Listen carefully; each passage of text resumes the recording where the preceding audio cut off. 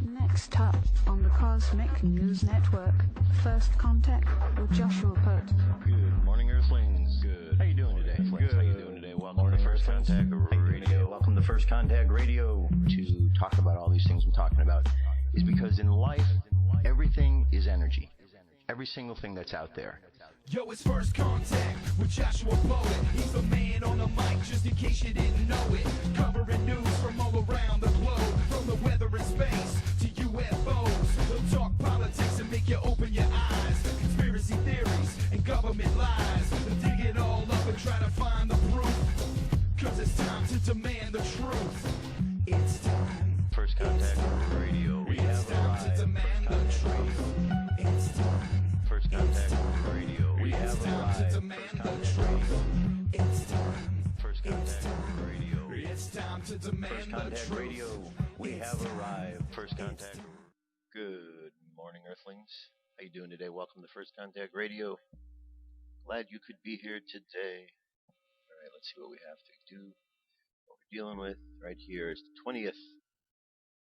So what we have is this sign here in moon sign is in a Scorpio, just like it was yesterday. The sun sign, well, we're saying bye-bye to Pisces and hello to Aries. And we can see here that 11:57 a.m. is the time when that takes place. Okay, so we're leading up to springtime, only a few short hours away. Now, if we go look at today here, it says tonight spring begins in the northern hemisphere and fall in the southern hemisphere at the equinox at 12:57 p.m. Eastern Daylight Time. This is when the sun crosses the equator north for the year. Warning about the moon rises about 11 or midnight tonight with Saturn shining near it. They reach the highest station in the south before beginning at dawn. Therefore, they look paired. Saturn is 3,600 times further away in the background. Okay. What's going on in the sky tonight? The moon phase is 84% full. We're making our way down to a new moon. The Mayan Oracle, we're at an 11-tone day. 11 tones are called the spectral tones of liberation. The idea of 11 tone, think of when you drop sugar or salt into water. It dissolves and the water takes on the flavor of that sugar or salt, whatever it is. So that's the idea. Think of Obi-Wan Kenobi in Star Wars when he said, if you strike me down, I'll be even bigger than before, or more powerful than before. And he certainly was, because then Luke could hear him talking to him. He dissolved. His essence dissolved. And so that's what dissolving is all about. Our essence dissolves into something even bigger. We become even more than what we are. So that's where we're at. We're dissolving this energy. We're right here. We're dissolving now. We've gone through this whole phase of learning about magic, learning all these lessons of the monkey wave spell, from the free will to the exploration, to the timelessness, to the vision, to our intelligence, synchronicity, endless reflection, the gathering our storm, enlightenment, and now today, new birth. Okay? New birth to what it is that we've learned through this whole process of magic. This whole process here. The phrase for today is I dissolve in order to nurture realizing being. I seal the input of birth with this spectral tone of liberation. I am guided by my own power doubled. And we go over here and look at the Zolkin, and we see that we've begun the next column. So we're at the top of this column here. So we've left that central pillar, the void. Voided out period where everything revolves around it. Now we're in this wave spell. So we have 1, 2, 3, 4, 5 days where it's going to be just regular old days. And then we got 10 more intense days in a row coming up. So that's what we've got to deal with here. Space weather, our solar wind is currently at 326.2 kilometers per second. Planetary K-index is in the quiet range, is 2. 1 coronal hole that we could see. No indications that we've got anything coming from that way. M-class flare possibilities at 40, dropping down to 30, and X-class down to 1. And geomagnetic storm activity we could see as just like it was yesterday, maybe even a little bit lower. Alright, our numerology for today is a 3. Here's how we've arrived at that. Okay, we've got the 3 for the month. 20th, 2 plus 0 is 2. 2014 is a 7. Alright, so that means we've got a 12. 1 plus a 2 equals a 3. So today our numerology is a 3. Okay, that's the energy field that we've created around ourselves as we create and make agreements on these systems. Because that's what we all do. We're using a calendar system. We all make an agreement that we're using this. This is our standard of measure, and we follow this. Now there's other calendars, and I think one day I'll do a show on all the different type of calendar systems that we have on this planet. This is just one particular one, the Gregorian one. And Gregorian calendar is really not coded according to anything natural, but nonetheless, it's something we've agreed upon that we all look at as a schedule that we follow. So because of that, we create a field of energy based on the thought patterns that we have, based on looking at the cycles in there. So helping to understand that is very helpful to us. You can see the characteristics of the 3 again. You should know them by now. Imagination, expressive, communication. Could be vain, extravagant, prone to complaining. It's associated with Venus and the tarot card of the Empress, which is all about giving birth to our imagination. Alright. Now today is the first day of spring, or just about to be. So I have a little piece here about what that means. It says 2014 spring equinox. Spring begins with the vernal equinox on March 20th at 12:57 p.m. Eastern Daylight Time. It's 9:57 here on the West Coast. Vernal equinox. It says, spring. The season begins. Increasing daylight, warming temperatures, and the rebirth of flora and fauna. The word equinox is derived from the Latin words meaning equal night. Days and nights are approximately equal everywhere, and the sun rises and sets due east and west. At the equinoxes, the tilt of the Earth relative to the sun is 0, which means that the Earth's axis neither points towards nor away from the sun. However, the tilt of the Earth relative to its plane of orbit, called the elliptic plane, is always about 23.5 degrees. Alright. It says, why doesn't the vernal equinox on March 20th have the same number of hours and days and nights? The answer. Our former astronomer, George Greenstein, had this to say. There are 2 reasons. First, light rays from the sun are bent by the Earth's atmosphere. This is why the sun appears squashed when it sets. They are bent in such a way that we are actually able to see the sun before it rises and after it sets. The second reason is that daytime begins the moment any part of the sun is over the horizon, and it is not over until the last part of a sun is set.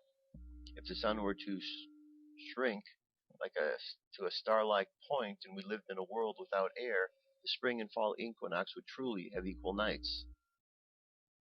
Question. According to folklore, you can stand an egg on its end on the equinox. Is this true? Answer. On spring, a few minutes before the vernal equinox, several almanac editors tried this trick for a full workout. 17 out of 24 eggs stood standing.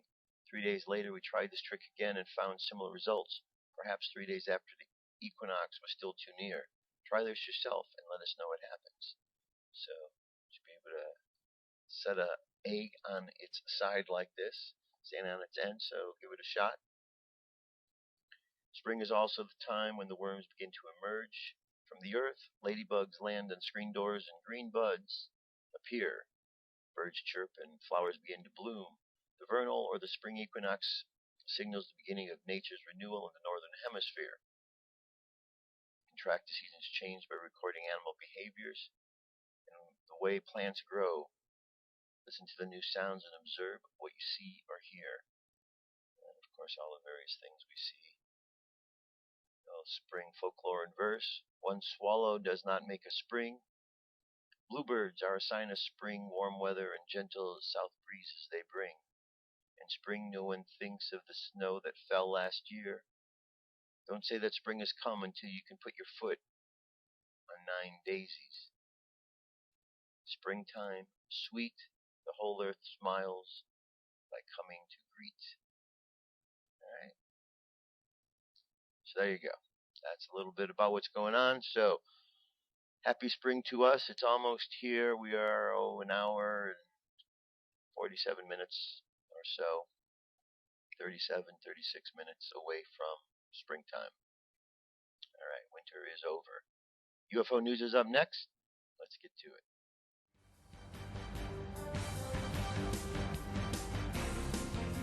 This is the UFO News with Joshua Poet.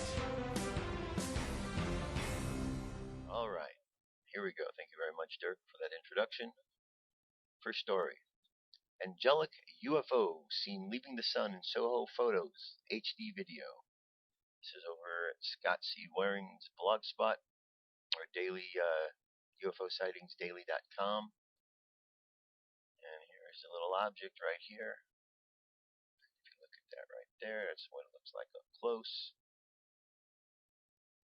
Scott does a great job of capturing all these objects by the sun. Hey guys, I was checking out these SOHO photos, trying to continue in the research ufologist Dr. Rear had asked me about. He passed away earlier this week, so I wanted to continue this work he had interest in. Found this angelic-like UFO leaving the sun at 1748. Just 24 minutes later, caught it again in SOHO photo at 1812. The angelic UFO looks to be as big as the Earth itself. Similarities to the October 15th, 2012 as well. It looks like alien technology mimics nature itself and created a bird-like craft. Now, don't get me wrong, I'm not a religious person, but UFOs really makes me stop and think about an amazing scenario that is hard to comprehend. This may not be a UFO, may be an actual alien or an angelic life form leaving the sun. Okay, here's our object. We have a 9-minute, 43-second video here. Alright, so check this out. And there's a second one down here. Okay, so great video, great capture, Scott, and let's jump on to the next one. Here we have activity over Brazil. This is a video of two bright unidentified flying objects hovering the sky above Brazil, Wednesday the 19th. Okay, there's our video itself. Is 3 minutes 25 seconds in length. There it is. Okay, it's a good shot there. Two nice, good bright lights. What do you think those are? Alright, move on next. Here we have a police witness, stunning UFO over Chevron Island in Australia. Chevron Island, local Jack Purcell, shot video of what looks very much like an alien spacecraft flying through the sky near his home last Thursday night. Here's our image of the video. It says he was in his front yard with his mother and his friends when they noticed the object. They were all sitting out in the front yard, and my mom pointed to the sky and said, "Look at that colorful plane flying overhead." Ms. Purcell said, then it came to a sudden stop and was just hovering there. So I ran inside, grabbed my video camera. The footage showed the unidentified object flashing green, red, blue, and yellow colors while hovering above Central Gold Coast. Look at this. That's a really good shot.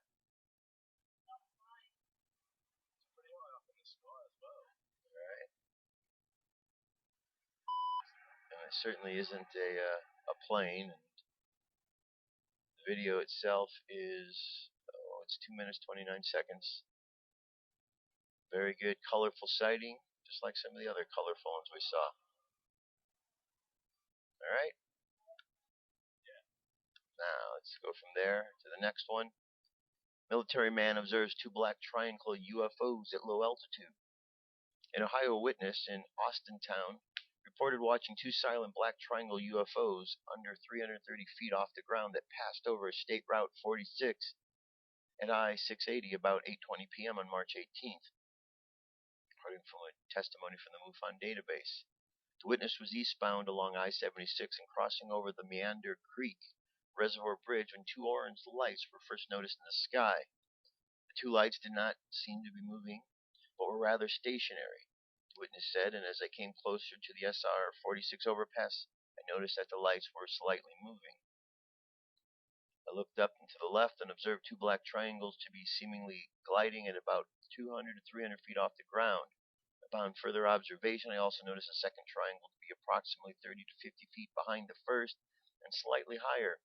Both black triangles were gliding without any noise, not typical for flying objects, especially this low to the ground. The objects were also making a slight left turn, passing over SR-46. I observed the objects to be a black triangle while traveling with a flat end forward and the point in the rear. The front two corners each had orange light with no light on the rear tip. Both objects appear to be the same in size, color, and flight. I returned to the area of the SR-46 and did not see the objects again. Okay. So there you have it. There's a computer image of what he saw, a drawing, but that's about what we have. Now this one here is an object that appeared over Canada. People in the Nanton area are keeping an eye on the sky this week after bright lights were spotted above the town Sunday night. Sam Martin, who lives just west of the town, about 100 kilometers south of Calgary, said two mysterious lights appeared at about 11 p.m. in the sky above her neighbor's house, about 400 meters away. The first light was about as big as a large yard light. That is what I thought it was at first, but very bright white, says Martin, who was in her house when the lights first appeared. The second light was higher in the air than the first, and the two lights sat in one spot for about 4 to 5 minutes before moving upward. That's when Martine and her daughter, Bailey, went outside, and the lights came towards them, making no sound. You could then see red and blue, and you could light and could hear it, Martine said. It went up over our house. The other light stayed still, and I started to move up, but not as high as the first light, and again went over our house. I passed over, there was one white or blue light, and the other side had a red light as it passed over to the northwest. Martine managed to take photographs of the objects despite some unusual issues trying to get her camera to work and capture a clear shot. The following morning, Martine found that the cattle had run through the fence and were all standing in the northwest hill, but all of them were accounted for. The last time there were reported UFO sightings in the Nanton area was in the late 70s, when cattle mutilations were reported throughout the area. Peter Davenport, director of the National UFO Reporting Center in Washington, said that his account fits with the descriptions of UFOs. Davenport noted Maritime's description fits, Martine's description fits, and witnesses often have problems taking photos of the objects, and there seems to be electronic interference involved. Okay, so that's what we have. Pretty weird. Pretty weird indeed. Okay, next. Above Los Cristianos, Tenerife, Canary Islands, March 18th. New interest in UFO photos. Jamie O'Rourke in the daytime sky above Los Cristianos, Tenerife, Canary Islands on the 18th. There's our object in question. Alright, good shots right there. That's all we have. Just pictures, no stories. You can see though, pictures 1,000 words, right? And one last piece. Understanding exopolitics is very important. You've heard the term exopolitics. It does not matter if we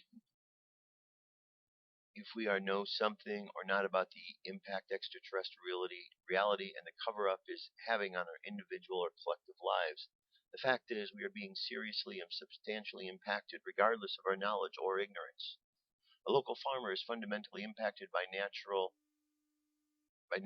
and international politics, from the price he gets for his crops to the price he has to pay for fertilizer and fuel. A good farmer understands the national and international realities in which he is embedded and makes personal decisions that improve his lot in life based on that understanding, while a poor farmer does not. We might not be aware that we are embedded in an extraterrestrial reality that is populated by huge numbers of advanced and not so advanced civilizations and races who are taking their time to introduce themselves. However, you should know that there have been serious struggle for the past 70 years between those of us that know the truth, trying to credibly inform the public in the best interest of humanity, and those that want to suppress the truth as long as possible out of individual and collective self-interest. In between these two opposing camps are large numbers of confused, predatory, exploitative, self-serving people trashing and scamming the public, motivated by agendas other than the truth. These people play right into the hands of those maintaining the UFO ET cover-up, further complicating the effort of those trying to get to the truth to the public for the betterment of the Earth's human evolution. The reason I wrote the book UFO Exopolitics in the New World Disorder, now free on the website, here's a link here, was to educate the public based on my 40 years of experience in the field as to the name of extraterrestrial reality, the nature of extraterrestrial reality. I wanted the people to make good decisions every day of their lives based on a credible understanding of UFO ET reality, just as the farmer does with an understanding of international reality. I also want to reach people before they become disillusioned with the UFO ET field because of all the trash circulating on the internet and the social networks. The extraterrestrial cultural center concept lays out the course of action based on the book to help speed up the process of positively integrating the extraterrestrial reality for the general betterment of humanity. I hope you will join us on our public Facebook group, Extraterrestrial Cultural Center, and visit us on our website. Yes, I am promoting quality, credible UFO ET related information for the public good and at considerable time and personal expense once a month on the Facebook groups. I don't want to spam anybody's pages, but please remember new people are coming through these groups all the time, and if we don't reach them first with credible information, they are bound to become discouraged and drop out of the field. Alright, so there you go. What he says is very important, because the world's made up of different folks. You got those who are wanting to know the truth, those who intuitively understand the truth, and those who, well, they just want to keep the blinders on. And ultimately what you got are people just fearful, afraid. When you got people like Bill O'Reilly going about UFOs, he's just afraid. Rachel Maddow, afraid. Anderson Cooper, afraid. They're all afraid because if the truth gets out, guess what? It takes the power away from their bosses who pay them money. And they can't have that. So it's very important that we do open our eyes and we do look at the situation as a reality. We're long past the days of laughing about UFOs in the way that we used to. Long past those days. Anyone who's still doing that, just behind the times. All you got to do is pick up any one of a number of books that are out there to find out what's going on. And the internet is filled with tremendous amount of information. Sure, there's garbage out there and things we have to sift through, but we have to sift through things anyway. It's good practice for our sense of discernment. That's our UFO news. Got a lot more stuff coming up. Stay tuned. Come into our circle, Great Spirit. Fill our souls with peace.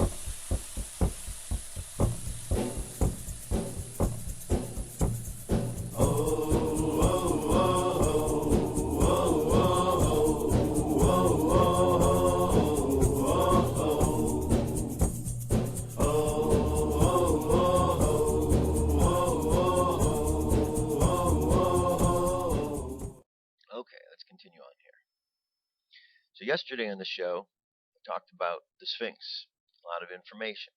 So I figured I would continue along that line of thought with Egypt and some of the mystery traditions of Egypt. So the first place we're going to go to is this site here. It's from spiritweb.us, the Egypt Connection, Mystery Schools of Egypt. A series of videos is presented by Robert Lawler, John Anthony West, and Lawrence Gardner, who are the current experts in the field of study. I took notes as I watched these videos, and details are fascinating. Besides, watch the scenes of photos taken in Egypt. John Anthony West is the narrator, and he tells us that only priests and pharaohs and certain elect others were accepted into schools. Pythagoras and Plato both waited over 20 years preparing to be accepted into the mystery schools. Among the other people who studied there were Aristotle, Copernicus, Kepler, Isaac Newton, Napoleon, Da Vinci, and it's thought that Jesus did as well because when he came back from Egypt, he could perform miracles. One teaching school mentioned was Hermeticism, but West says that the Temple of Luxor itself is a school and teaching. The reason for that is that its construction is all about hieroglyphics and the harmonic proportions of the construction, which refers to as above, so below. The teachings are hidden in symbolism and allegory. He implies that the temple itself confers initiation of the teachings to the students. Taught was alchemy, number symbology, which is now called gematria. There are several forms of gematria, including Hebrew and Greek, but the gematria isn't just in words, it's in the structures themselves all over the world, even those cultures who most likely didn't know any Egyptians. It's a divine sacred teaching that comes from the spirit world and is part of our innate divine self. Also taught was doctrine of transformation of the soul. The teachings are timeless, which means they never get old or need changing or revising. They are perfect from the beginning. We are told that R.A. Schwaller de Lubitz, who came along in 1937, went to Luxor and learned the secret teachings and brought them into our modern world as true teachings had deteriorated as they were brought into Europe over the centuries. He is considered a latter-day alchemist, and he taught physics and philosophy as well as all the higher mathematics. We are told that Plato's Atlantis was taught to him by his father Solon, who got the story from an Egyptian priest, and the work is valued as truth, not just a fiction story or mythology. John Anthony West states, "There is no art that isn't religious. There is no religion that isn't philosophical. There is no philosophy that isn't scientific. There is no science that isn't art." Symbolism is the first veil. By understanding symbolism reveals the hidden wisdom. Symbolism is the language of magic. These are the secrets of the invisible college. We are taught that the brain is twofold, the right brain, the left brain. What each side of the brain handles is conferred to the other side of the brain, and they work together. This is called the true dweller of two worlds, the alchemical arcanum of the androgyny and the union of the sun and the moon. Okay?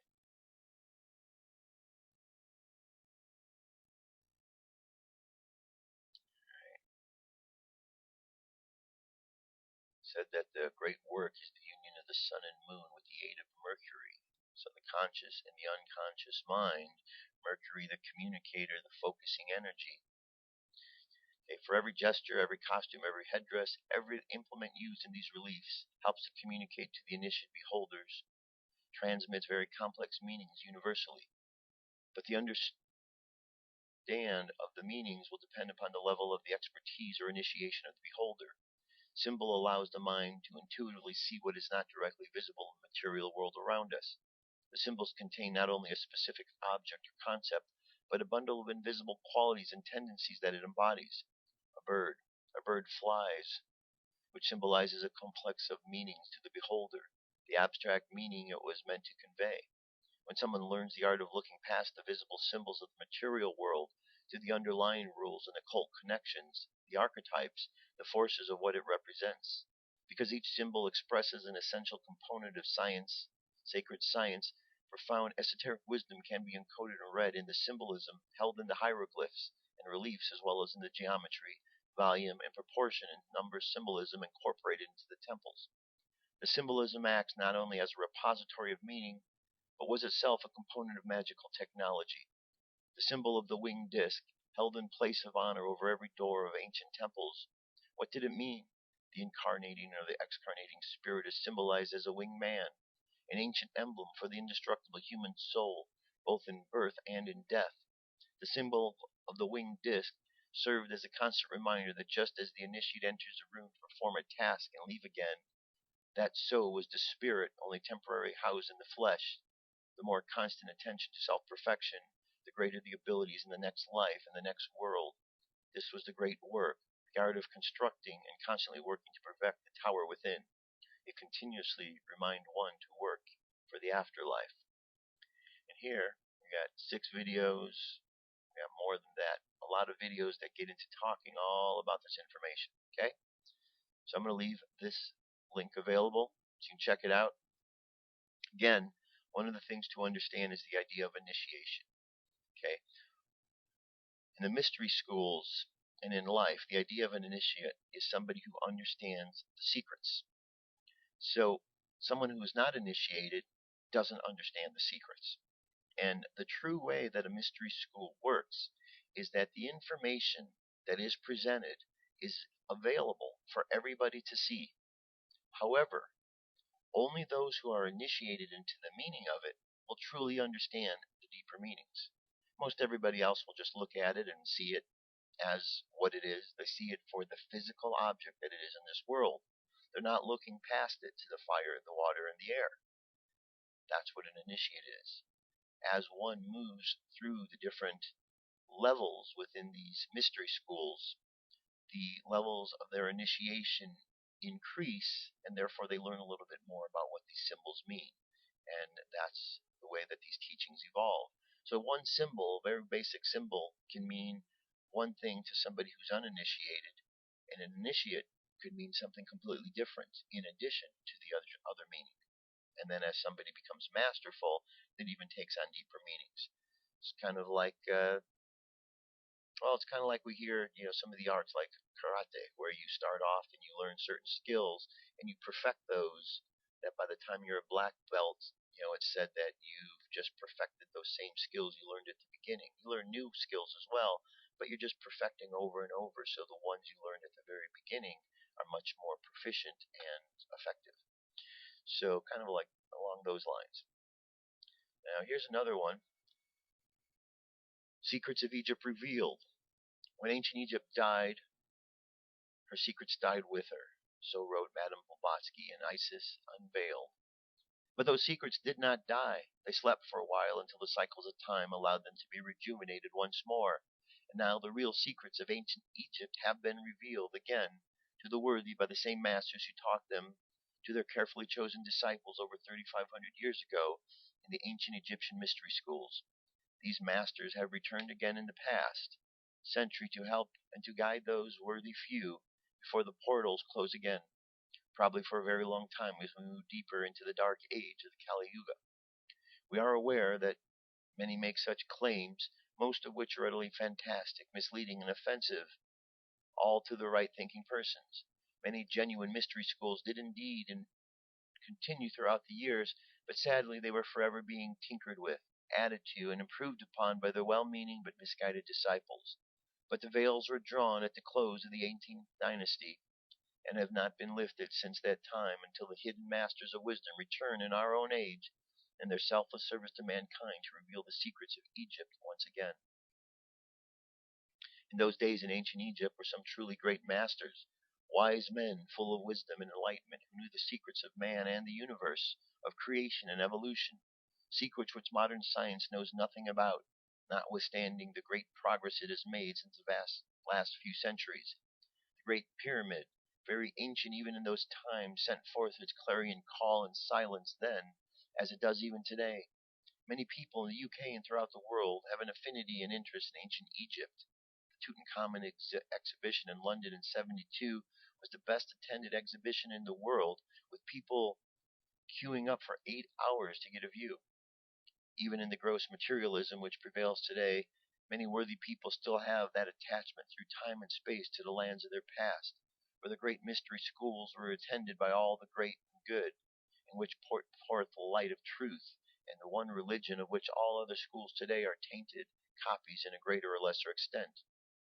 Do you feel you are ready to learn the sublime truths that were taught you in ancient Egypt by the masters of wisdom? If so, then this is your opportunity to set your feet upon the path which leads to the gateway of initiation and spiritual rebirth, to become a light on the way and a shining torch in the darkness of the gross materialism which threatens to overwhelm mankind in this present cycle. Alright, so we have some info here, but what I want to take you to next is a link here to Isis Unveiled. There's a lot of information here. As you can see, there's many chapters, 12 chapters in the second part. We have 15 chapters in the first part. It's a lot. Let me just read a little bit from chapter 1. Chapter 1, Science. Ego, sum qui sum, an axiom of Hermetic philosophy. We commenced research where modern conjecture closes its faithless wings. And with us, those were the common elements of science, which the sages of today disdain as wild chimeras, or despair as unfathomable mysteries. Bulwer's Zenoe. There is somewhere in the wide world, an old book, so very old that our modern antiquarians might ponder over the pages an indefinite time, and still not quite agree as to the nature of the fabric upon which it is written. It is the only original copy now in existence, the most ancient Hebrew document on occult learning. The Sephra Dimula was compiled from it, and at that time, when the former was already considered in the light of the literary relic, one of its illustrations represents the divine essence emanating from Adam like a luminance, our arc proceeding to form a circle, and then having attained the highest point of its circumference, the ineffable glory bends back again and returns to earth, bringing a higher type of humanity in its vortex. As it approaches nearer and nearer to our planet, the emanation becomes more and more shadowy, until, upon touching the ground, it is black as night. A conviction founded upon 70,000 years of experience, as they allege, has been entertained by Hermetic philosophers of all periods that matter has in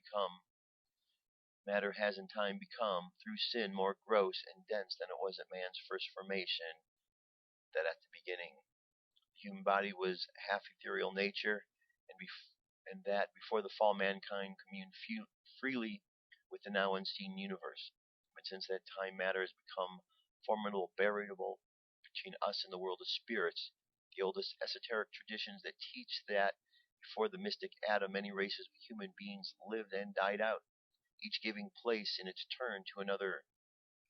Were these precedent types more perfect? Did any of them belong to the winged race of men mentioned in Plato and Phaedrus? It is the special provinces of science to solve the problem. The caves of France and the relics of the Stone Age afford a point at which to begin. As the cycle proceeded, man's eyes were more and more opened until he came to know good and evil, as well as the Elohim themselves. Having reached its summit, the cycle began to go downward, when the arc attained a certain point which brought it parallel with the fixed line of our terrestrial plane. The man was furnished by nature with coats of skin, and the Lord God clothed them. The same belief of the pre-existence of a far more spiritual race than the one to which we now belong can be traced back to the earliest traditions of nearly every people. In the ancient Kishi manuscript, published by Brosser de Bourbeau, the Popol Vuh, the first men are mentioned as a race that could reason and speak, whose sight was unlimited and knew all things at once.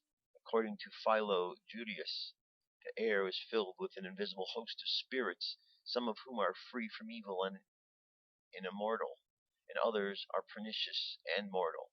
From the sons of El we are descended, and sons of El we must become again. And the unequivocal statement of the anonymous Gnostic, who wrote the Gospel according to John, that as many as received him, for example, who followed practically by the esoteric doctrine of Jesus, would become the sons of God, points to the same belief. Know ye not ye are gods? Exclaimed the Master. Plato describes admirably in Phaedrus the state in which man once was, and what he will become again, before and after the loss of his wings, when he lived among the gods, a god himself in the airy world. From the remotest periods, religious philosophies taught him that the whole universe is filled with divine and spiritual beings of divine races. From one of these evolved, in the course of time, Adam, the primitive man. All right, just a little sample of what's here. There's a lot to it. Very interesting read. Let me continue on. This is a piece. It's called The Life of Initiate, of an Egyptian Initiate. I am the first in line on your left. I've come to tell you about the different initiations. In Egypt, there is always many degrees of initiation and many levels of priesthoods. Some of the priests were born into families of priests and priestesses, where it was assumed that they would follow the path of the family bloodline. Secrets were told within families about the mystery teachings of the rites and passages of initiation. One could also become a priest or priestess after a long course of study, fasting, and ritual. High priests were initiated by Ra himself in the Great Pyramid when the sun aligned with the capstone by exact degrees. These priests would study for many years to achieve this level of spiritual accomplishment. They would forfeit all personal goals and belongings, living a life of semi-solitude and worship of the great gods and goddesses of Egypt. For the most part, they were men, but they were high priestesses. At the same time of initiation of the high priest and priestesses, a stillness would befall the land. Night would become day, and the sun would be seen directly over the capstone of the great pyramid of the sun god Ra. Once inside the great initiation pyramid, the illusions would begin. The initiates would enter a secret chamber in the pyramid where anything could happen. It was often a test of their endurance. They were to discern what was real and what was illusion. Not everyone passed the test, even after years of study. One of the very few would witness the appearance of sun god Ra, who would give them sacred teachings of creation. When the course of study was complete, Ra would give them special rods and powers. Next, they would be sent out to teach, to heal, to initiate those who would follow them. There were times when Ra would be accompanied by his goddess Isis or Hathor. It was not unusual to present gifts to the gods and the goddesses who became initiates of the priests and priestesses. This list was kept of those who passed the test and became part of the great white brotherhood of Thoth or Isis mystery schools. The high priests and priestesses would initiate other novices who would one day hope to aspire to greatness working with the gods. These novices spent 40 days and nights in fasting, prayer, and study of the mysteries. The fasting consisted of abstaining from all pleasures of the table, to eat no living thing, and to drink no wine. Part of their study was the memorization of long lines of text given by the priests and magicians of our inner mystery school circle, and the receiving of certain magic formula, declarations, incantations, spells, litanies, and some funerary liturgy. The curriculum also included certain riddles and mind puzzles of an esoteric nature, bearing resemblance in form but not in context to those commonly used these days as pastimes of certain intellectual upper classes. At the midwinter evening, 10 aspirants gathered by the altar between the paws of Hu, the Sphinx's paws, waiting for their entrance into the antechamber located underneath the colossus belly. It was the fresh, peaceful evening, still reflecting on the pyramids the crimson afterglow of the sun Aton, to whom all creations worship. The candidates talked among themselves about their sacrifices and earnest preparations about fasting prior to the ceremony. Some stepped at the Thothmes stele at the Sphinx's breast and read some of its lines. The thrill and anticipation filling their hearts was perceived in their words. They recalled especially the last 2 weeks of work. As time passed, all quieted and sat absorbed in their own thoughts and expectations. To some, the answering of the Sphinx riddle as the password to get admittance to the temple seemed a little bit scary. Could I actually answer it correctly? Even if successfully answering the riddle, it was still the fear of the imminent trials, knowing that some past initiates, not using right judgment, did not survive the experience. Alright, that's a pretty cool waited patiently between the pause and silence, the same silence of secrecy of the initiation that Hu symbolized. Alright, very interesting. That's a really cool picture how the Sphinx might have looked. Alright, so there's more to this. I'm going to leave it to you. I want to jump on here to another piece. This is called The Ancient Mysteries of Ancient Pyramids. Is Breathtaking.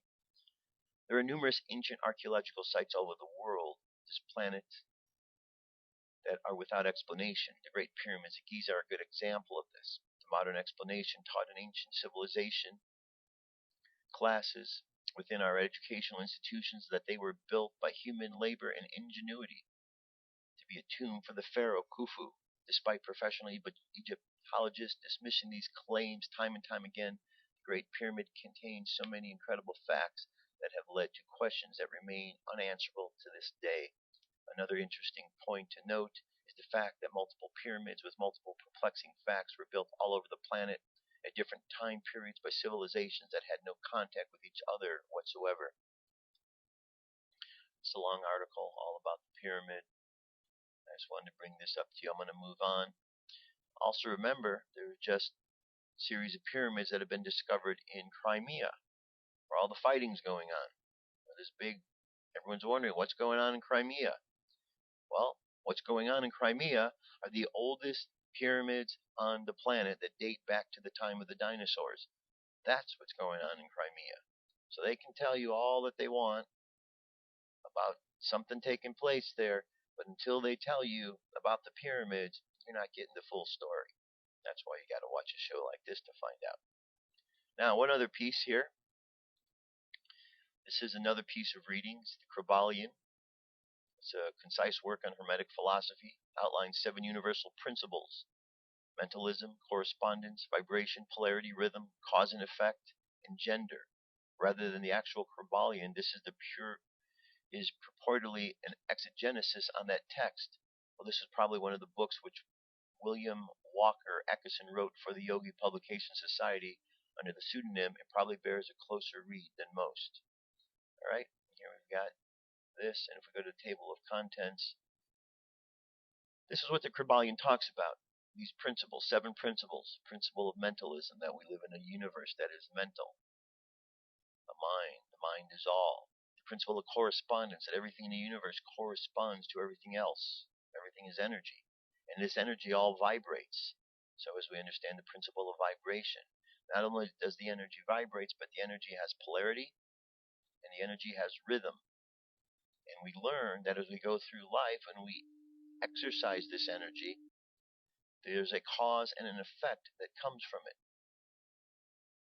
Okay? Give and take, law of karma. And last, the principle of gender, understanding the role of the masculine and the feminine in all of what goes on in life.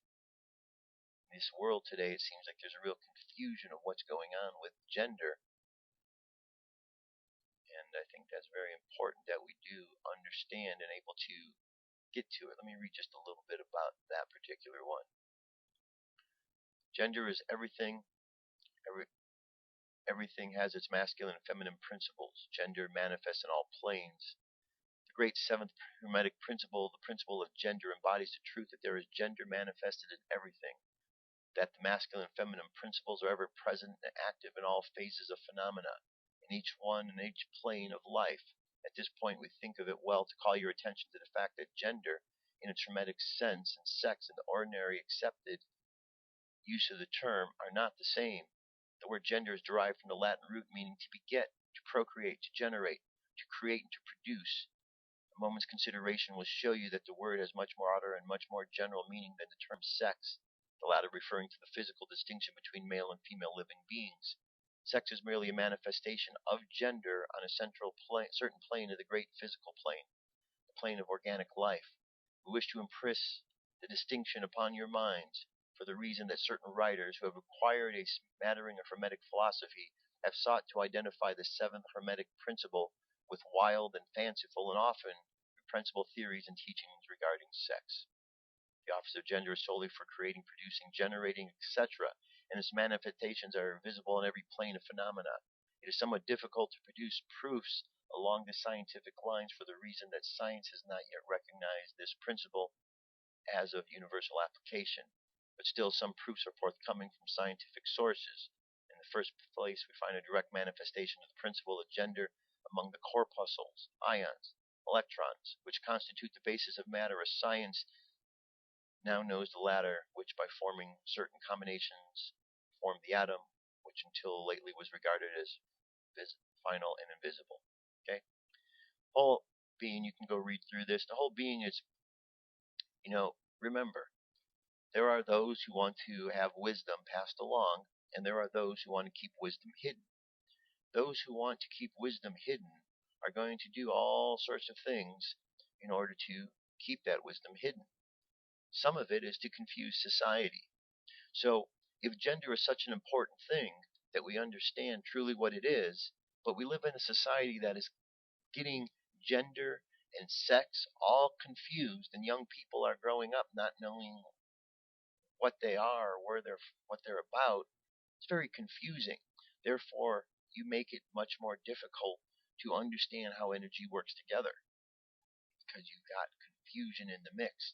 Confusion coming from those who are not working to advance society in a positive way.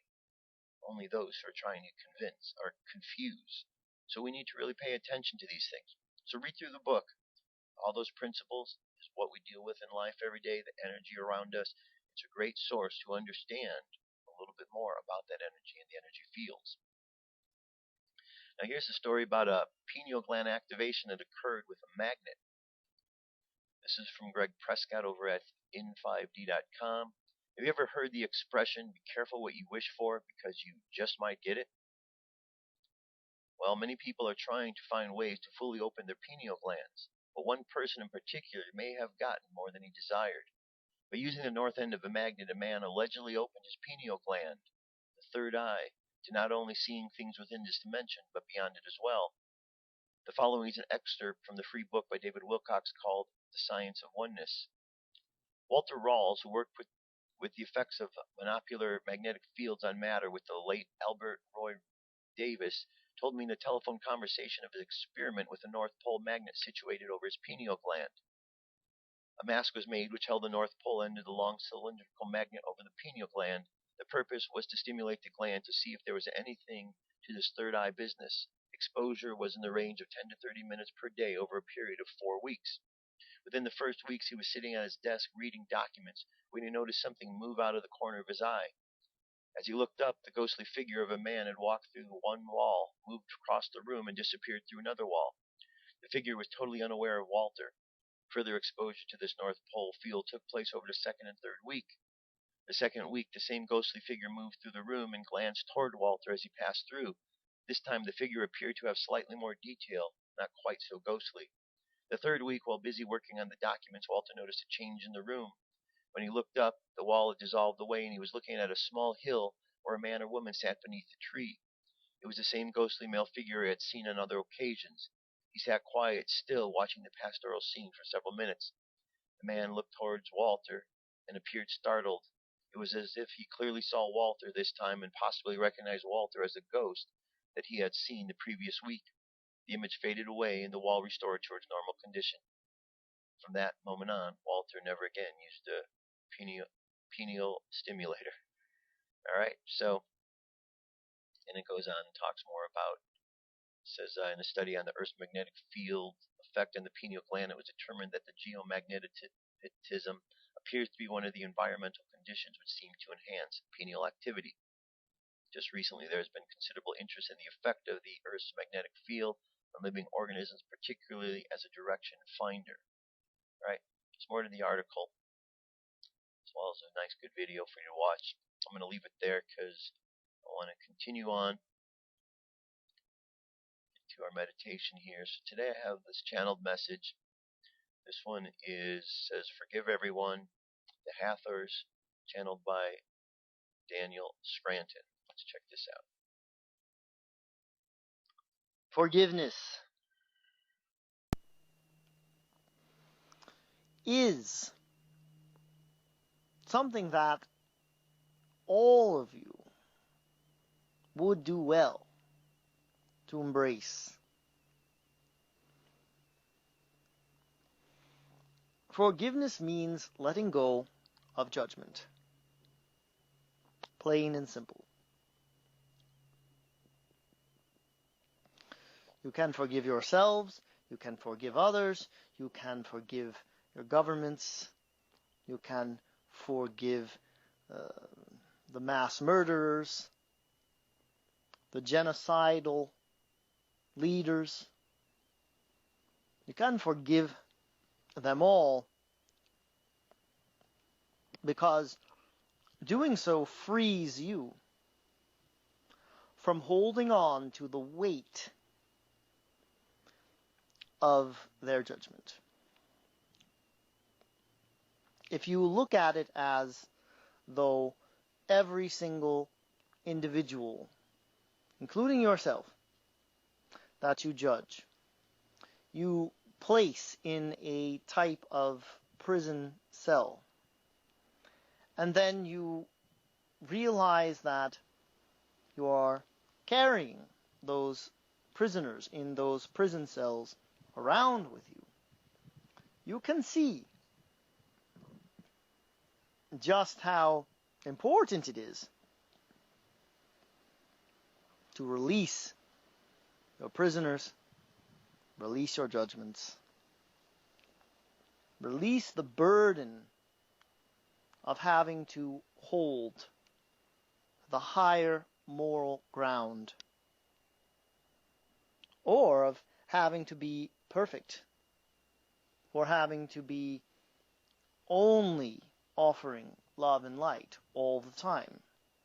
Because none of you have done this. So you might as well let go of that need for anyone else, including yourselves, to be a perfect moral example of what a human being can and should be. Instead, embrace the messiness that is this world where you live. Embrace all that have been on your world and that exist on your world as being your equals and your partners in co-creation.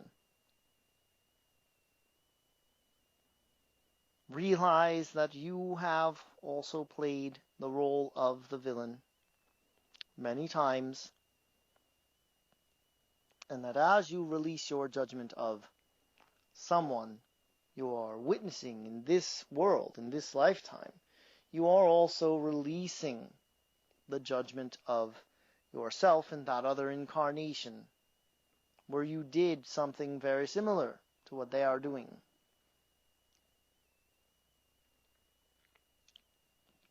Forgiveness is the recognition that you are all source, that you are all innocent, that you are all here for the experience that this world has to offer. And some of those experiences are not so fun. But you wanted them, you needed them. You knew that they would help complete the puzzle that is you. And so you chose certain experiences that necessitated that others play that role of villain for you. And now you get to play the role of the one who offers forgiveness and releases judgment. And that is a beautiful thing and a wonderful feeling. And we invite you all to partake in it. We are the half-hours. All right. Very good. Very nice message there from the Hathors. And let's jump into our meditation for today. Close your eyes. Take a deep breath. And exhale. Take another deep breath. And exhale again. Now open your mind to today's affirmation. Life unfolds perfectly for me. I am happy in the here and now. Life unfolds perfectly for me.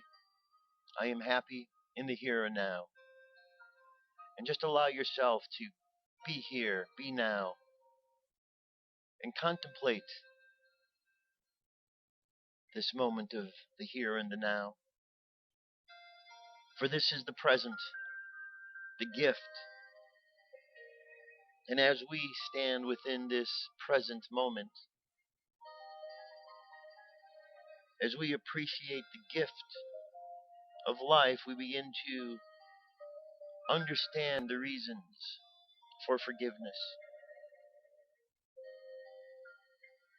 Because we understand that by forgiving, we free ourselves up from all of those judgments that hold us back. So we let ourselves forgive, and we just think about all those situations in our life that would need forgiving.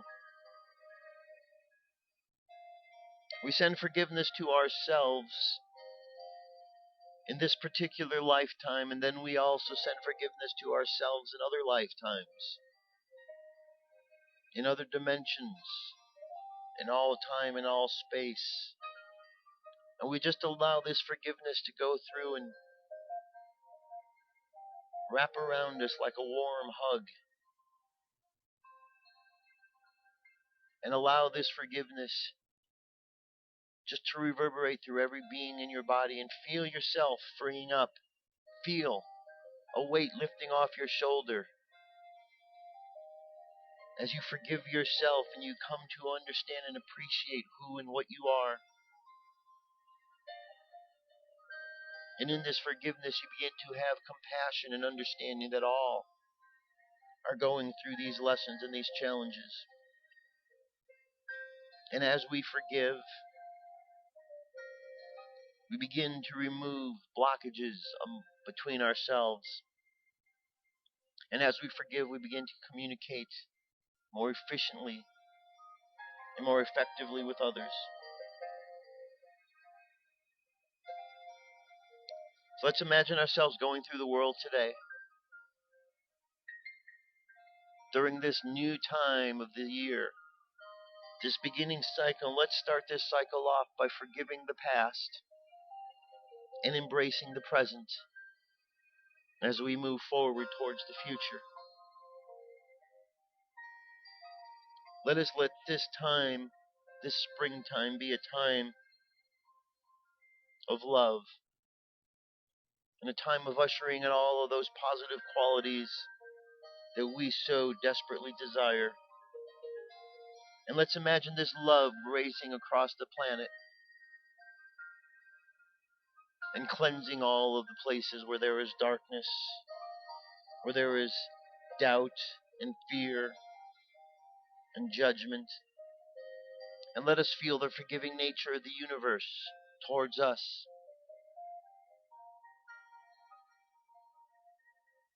So let's imagine ourselves going through the world, and let our subconscious mind go through the world, sending out vibrations of forgiveness today.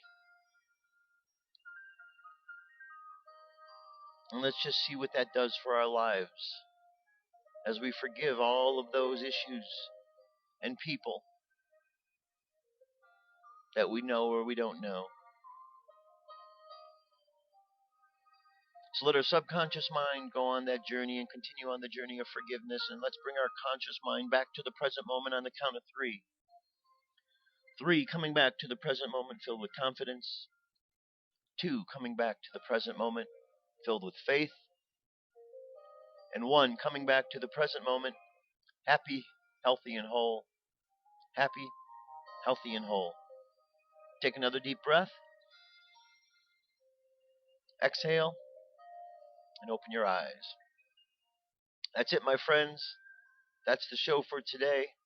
A lot of information, great stuff. Go back and read the book on the 3 initiates, Isis Unveiled. Lots of great information there. And just have yourself a great day.